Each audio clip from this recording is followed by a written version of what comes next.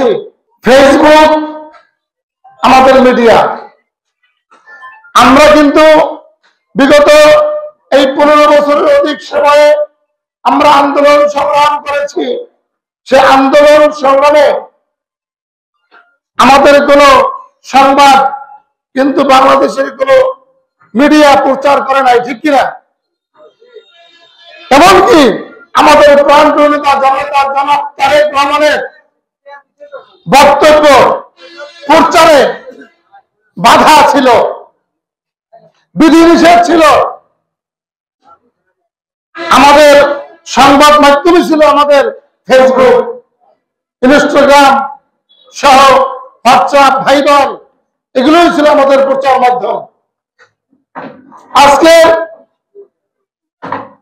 আপনাদেরকে বিশেষ করে নেতৃবৃন্দ যারা উপস্থিত আছেন এখানে, আপনাদের মাধ্যমে অনুরোধ করব, আমরা ফেসবুকে সকলে সাংগঠনিক ভাষায় কথা বলবো।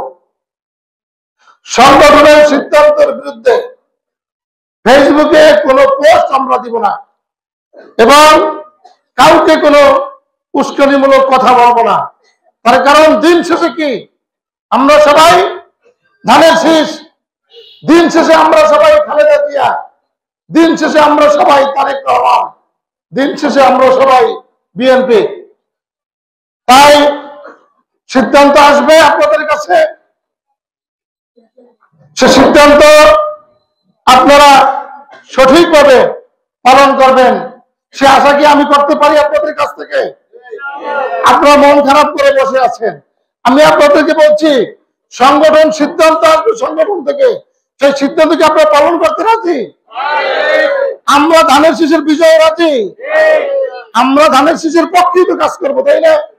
তাই ইনশাআল্লাহ সিদ্ধান্ত আসবে, সেই সিদ্ধান্ত আপনারা পালন করবেন।